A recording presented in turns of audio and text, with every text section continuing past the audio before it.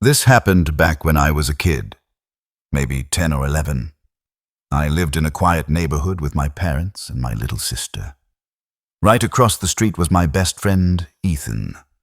He lived with his parents, Mr. and Mrs. Doyle, and his older brother, Alex. The focus isn't really on my family. It's theirs, because one night that house changed, and so did everyone inside it. The Doyles had always been a loud, messy family. Mr. Doyle was often drunk, yelling about something no one else cared about. Mrs. Doyle always looked tired and angry, like she'd been fighting the world all day. And Alex? He was that moody, shut-in teenager, headphones on, bedroom door locked, always yelling at Ethan or their mom. But that night, something happened. I had woken up around 3 a.m. to pee. While passing the hallway window, I noticed something strange. Ethan's house had all its lights on. I came back from the bathroom and saw her. Mrs. Doyle was in their backyard. Probably their dog ran out again.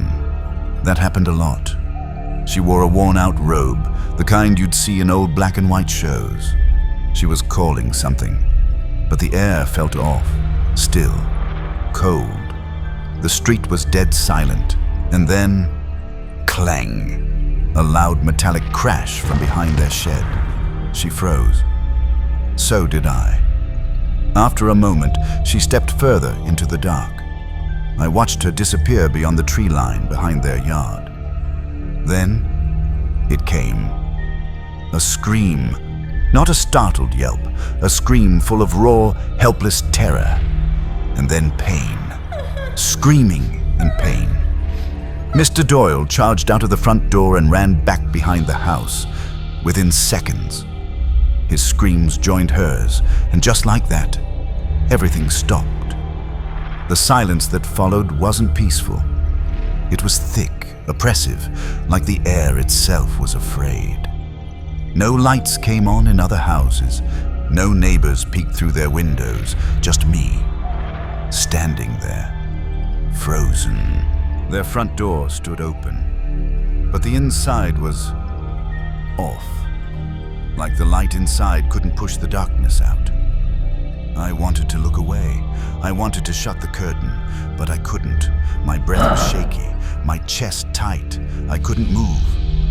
Then, slowly, the lights in the house started to go out, one by one. Alex's room, dark, then the hallway, then the kitchen, and finally, darkness.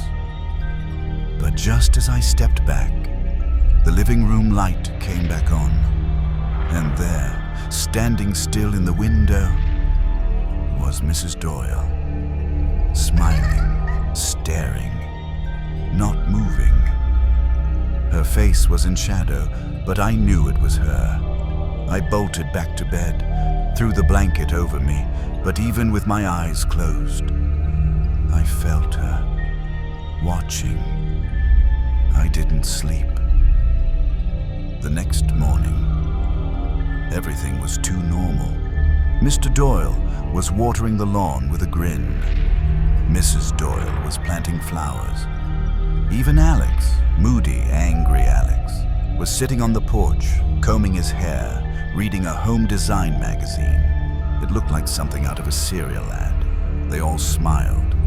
Too wide, too long, and I knew something was horribly wrong. Even Ethan acted normal. Invited me to the park, but his mom watched us leave. That same smile. At the park, Ethan acted okay for a while, but I asked him about the night before. The lights, the scream, the silence. He just smiled and said, "Maybe you're dreaming too much." Even he didn't believe me, but I knew what I saw. That night, I woke again. I crept to the window, slowly, and I saw Mr. Doyle, standing in his yard, staring up at me, unblinking. I ran back to bed. This time I didn't even face the window. I curled up, eyes shut, but then Wood creaked behind me. Breath on my neck, my entire body locked. Something was in the room. Something was right behind me. Then, in my hair, a movement. Small, crawling. I almost screamed and finally turned. It was a spider. But for a moment, I was relieved, because I thought it would be something worse, something from the Doyle's house. I tried telling my parents. They said it was a dream. I stopped going near that house, even started drawing the curtains at night. But last week, something new happened. Someone knocked on our door. I opened it without thinking.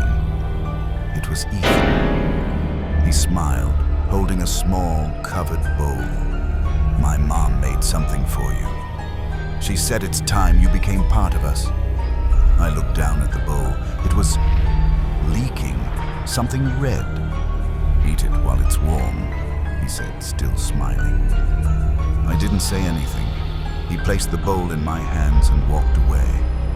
Not a single word more, and as I stood there, bowl in hand, I noticed it.